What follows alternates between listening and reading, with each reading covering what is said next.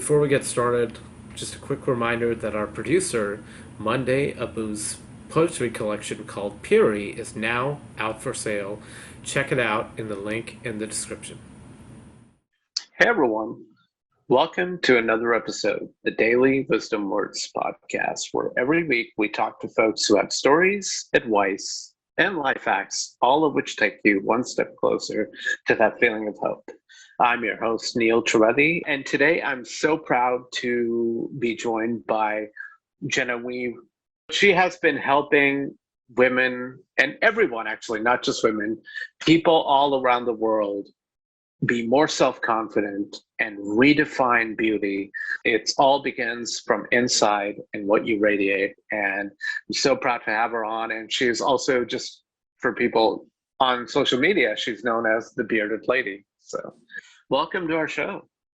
Thank you so much. It's such an honor to be here. I am so thankful to be able to share this platform with you. So thank you. Yeah, I was, when I was doing my research, and we're always on this go of who do we invite? And our goal is always to bring hope and awareness, right, to anybody struggling with any kind of mental health issues, whether, it's something more common like depression or anxiety, or it's something that leaves you looking a little different, what part of society may not consider normal or beautiful, but it really is.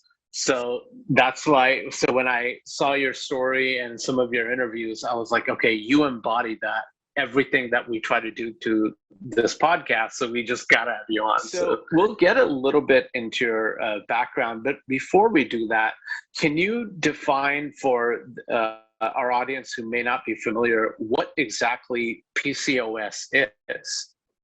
Yeah, so PCOS is polycystic ovary syndrome, and it is basically an endocrine disorder that affects the bodies of people who have ovaries, and it affects things like mental health, fertility, hormones. It really so many things. PCOS is so varied, and it really it can be very different per person.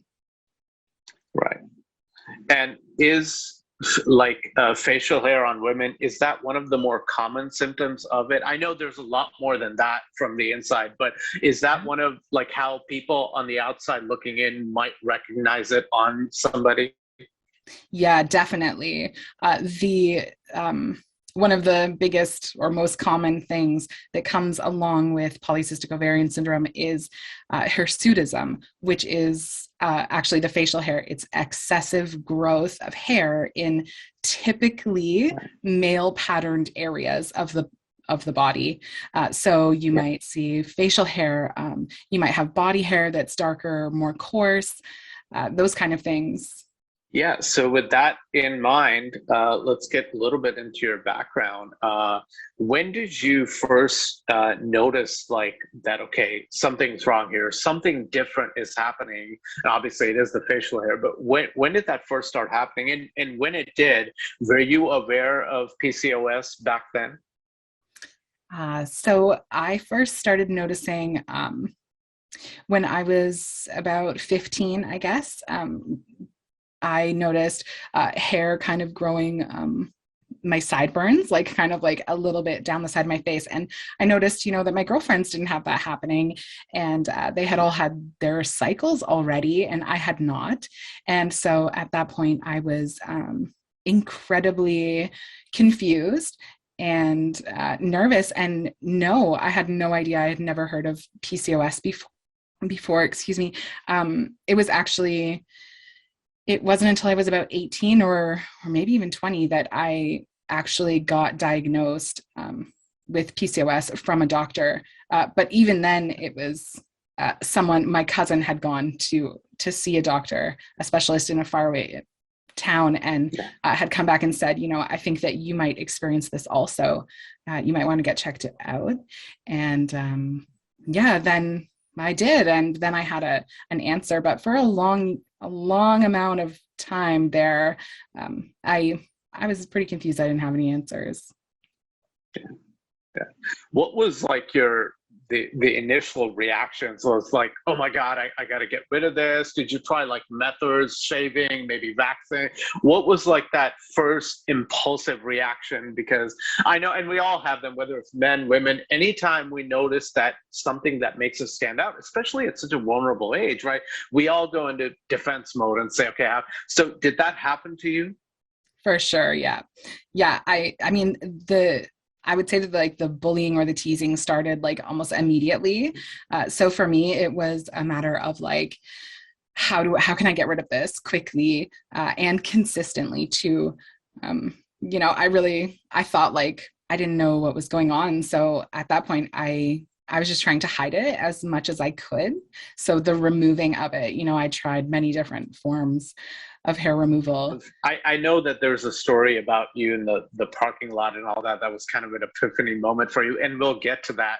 But like in those, like going through that stage, do you remember when like the stages of confidence started? Like, okay, I have PCOS. This is my reality. I grow facial hair. When did that start? I guess just accepting the truth yourself before you could confidently say it to everybody else.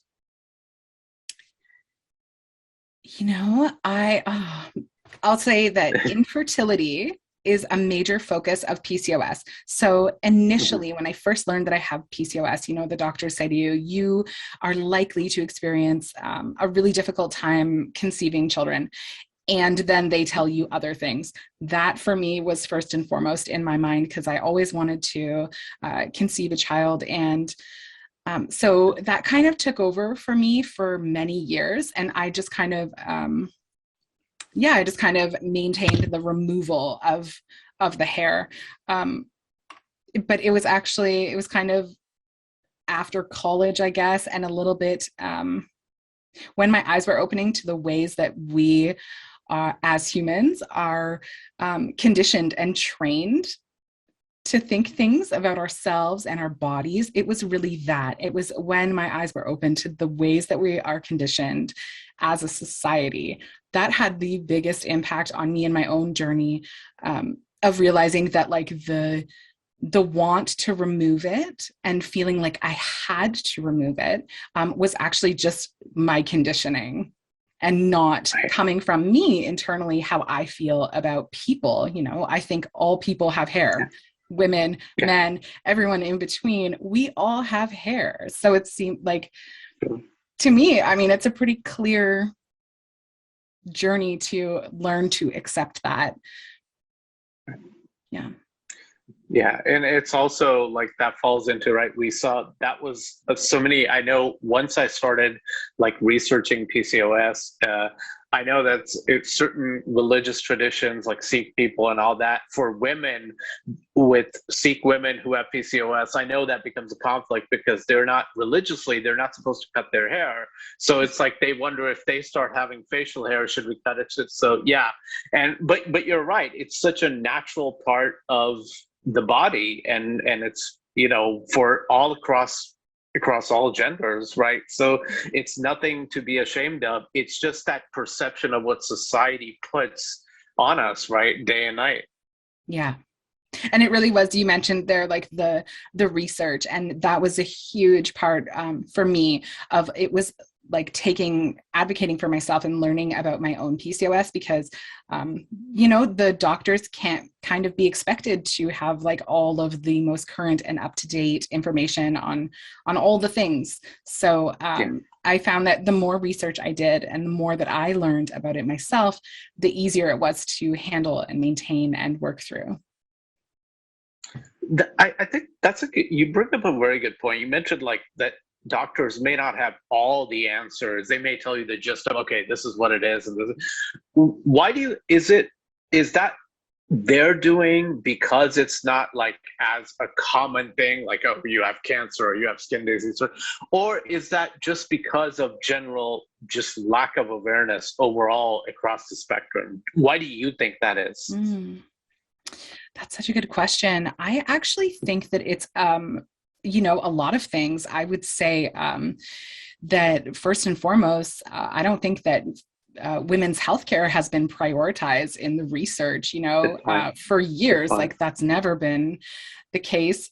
So PCOS actually affects 1 in 10 women of childbearing age worldwide. That is a lot of women. So you can't tell me it's not common. Like that's common enough for people to have some information.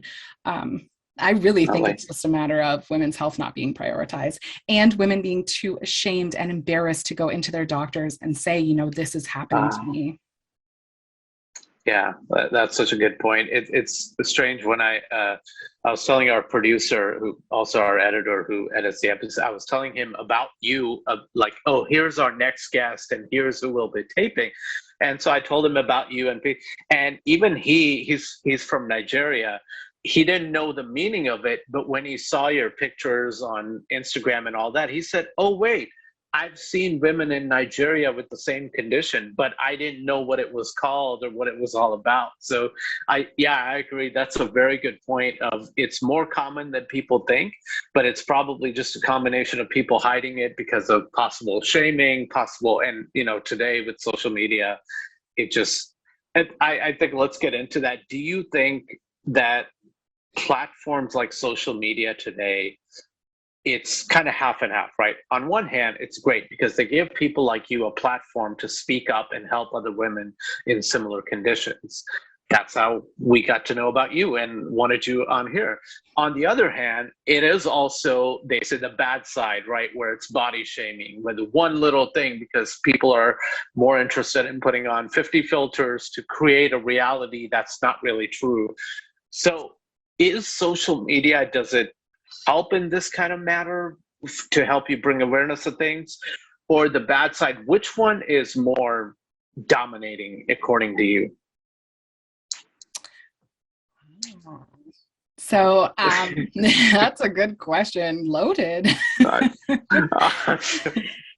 I will say that I am grateful to social media for my journey because it has expanded my reach. I would never be able to reach, the clients that I have, the women who come and joining my community. Without the social media aspect and without like the internet and being just so wide open to and available to everybody, I would not have the same impact that I am able to have. And so I'm really grateful for that aspect. I do hear what you're saying though. And I find that a lot of the women that come to me, like you're right. They look at that social media and they make comparisons. And I'll say that I think that it really comes down to a choice of, are you using your social media in a way that is helpful to you and your mental health or not? It depends who you're following, whose photos you're liking, all of those things. If you make an intentional choice to use it in a way that can empower you and, help you heal things about yourself that you want to heal, then it is a beautiful and excellent resource. I'll also say that in the very beginning, when I first, kind of came out on social media and shared my beard, I posted, about it in a couple of the groups that I was in. And in those very early days, the support that I received from strangers from those groups was unbelievable.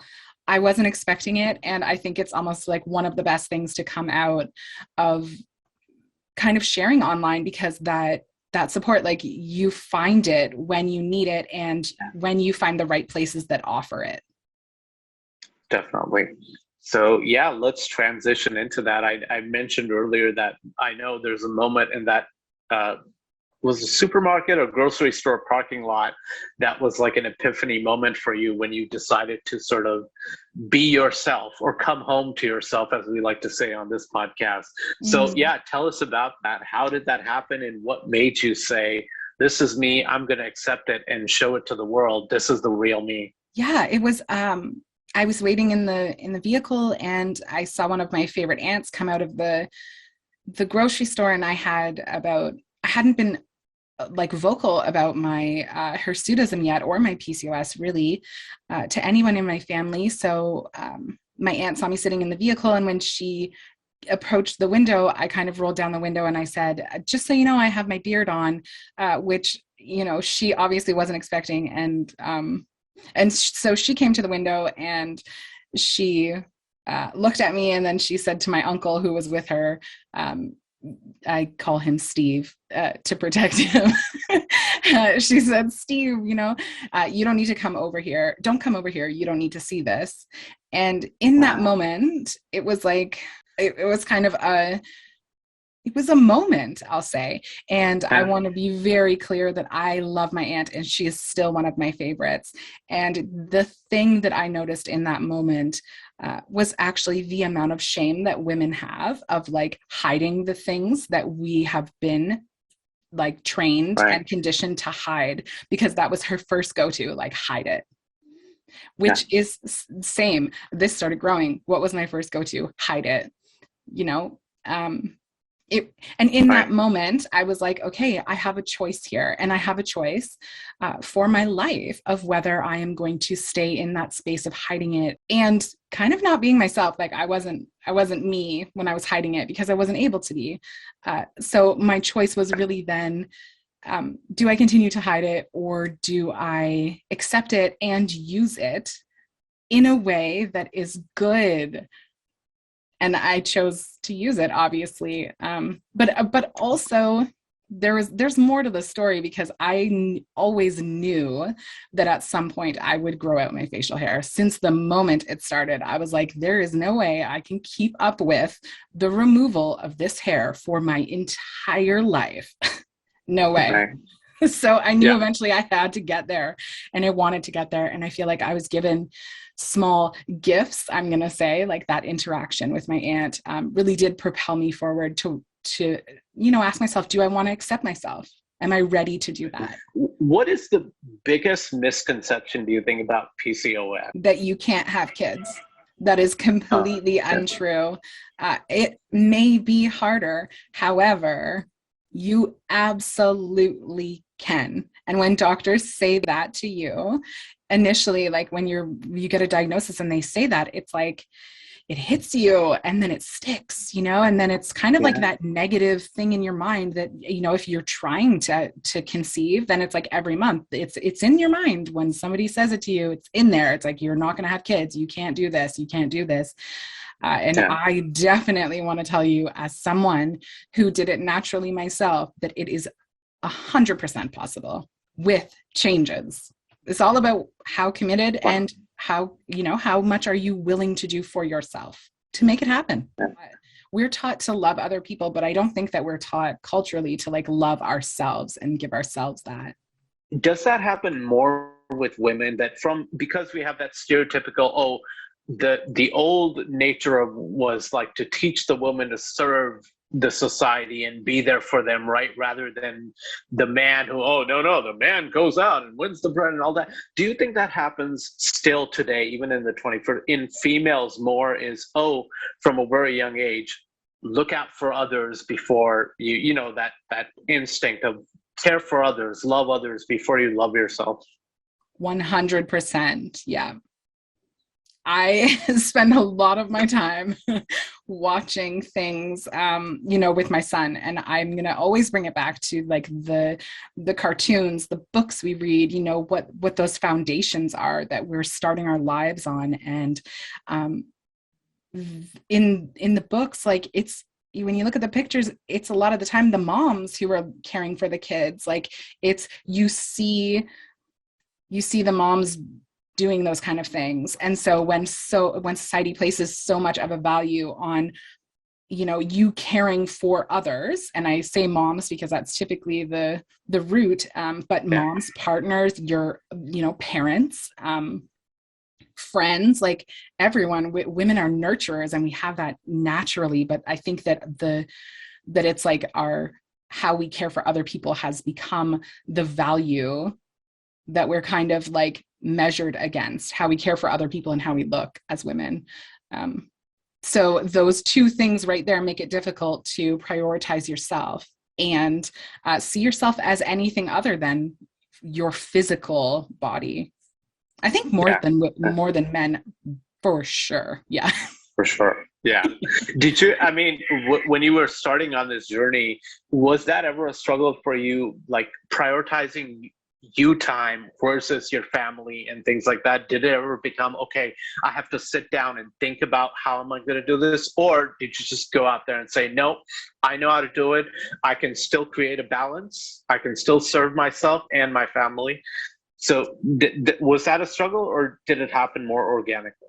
I think that that is an all the time balancing struggle, I think that we need different amounts of self-care and different things week to week and day to day. So I kind of revisit that a lot. I have a 3.5-year-old who I am with all day, every day. And I am an entrepreneur with a business and clients. And I have to constantly check in with myself and be like, am I prioritizing myself and my needs? Where can people find you?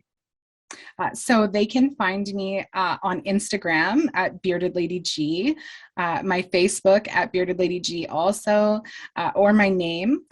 And I have a Facebook group for any of the women with PCOS or hirsutism, or that are on a body hair acceptance journey. And so in that group, which is called Radical Self-Love Community, you can find me there. All right, and as I guess for parting words, I guess I'll ask you, like, what message would you give to not only women with PCOS, but anybody out there who's struggling? I know we kind of touched on this a little bit earlier, but just final message or final words that for anybody out there struggling with any kind of body issues or low self-confidence or self-esteem issues, what would you say to them in general? I'd say you are not alone. There are people exactly like you. Even if you think you don't fit in, you fit in somewhere. You just have to find where.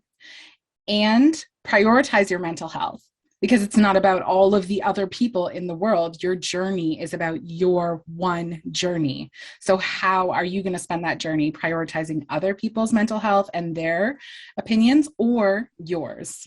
Wonderful message. And I think that is, a wonderful message to end on, because it does fill women with hope. And and thank you for doing everything that you do with your services, your social media, and I hope it continues to grow. Thank you so much. I appreciate this a lot, and I hope that your community has some of my community in it too. Thanks.